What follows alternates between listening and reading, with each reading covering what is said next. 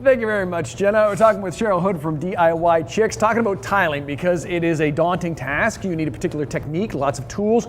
Therefore, if you do it yourself, you can save yourself a whole lot of money when you do it your own. Absolutely, you can, but it's also something that you have to kind of pay attention to detail. Even though you've got big items, like whether you go with the 6x3 tiles or the 4x4 tiles or whatever size you're doing, you still have to be fairly precise, because if you go off, then you get kind of your tile line kind of goes up in a slope or gets wrong, or your gaps are too wide or too small, and it looks really odd and just doesn't look well on the line. It's a very particular job, which is why contractors ask for a lot. So doing it yourself can save you a ton if you have the right stuff. Let's talk firstly about your tile saw. Why that is different from my table saw.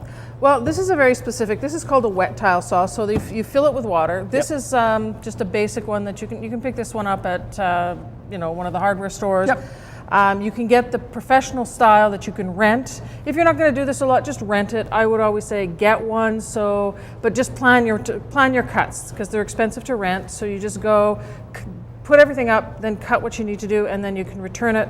And this is a diamond blade. So it's a very specific blade that's designed to cut anything from basic ceramic or tiles to porcelain tiles. It'll cut marble. It'll cut pretty much all the tiles, and a really nice, clean cut to it, and you can do different angles on it as well. So it's one of those lessons about having the right tools for the right job. There's also a little more basic technique as far as splitting tiles goes. This one is basically used for cutting just really the ceramic tiles. You can cut porcelain as well with them, but it's not as clean of a cut. Can you show me one? Absolutely. Well, this is This is a basic subway tile, but you just put it in against like that. You've got a little score. Tiny blade? Tiny blade, and you just go across, hold it, nice.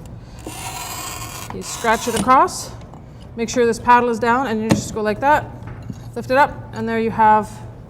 Nice clean cut. We'll do it for most jobs. It does you for most jobs, especially in corners where you can actually hide that, the rougher edge. If you want a finished edge, then I would go with the wet saw specifically for that. Okay, so what else do we need? So now we get our tiles cut, what else do we need? Well, then we have my favorite thing is the nipper.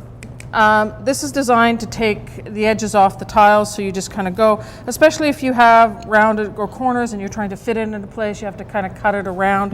I'm not going to cut it because neither of us are wearing safety glasses. That's an excellent point.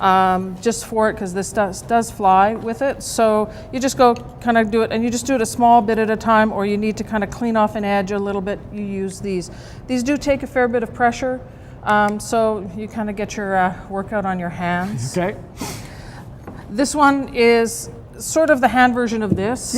It's got the wheel, you score it, and then you just clip it and snap it on. I actually forgot that this wheel got broken, so I can't demonstrate quite, but this wouldn't replace this as far as job goes. This would just be like a patch job. This is a patch job, It's something you can keep in your toolbox and have it that way. All right, now underneath my tiles, I have to be very particular about how I'm prepping and how I'm putting it on. Absolutely. If you're putting on raw drywall, or you've just renovated your bathroom, you have to have it primed, painted, something behind, because the mastic or the adhesive has to stick properly. Otherwise, it's just not going to stay. Right.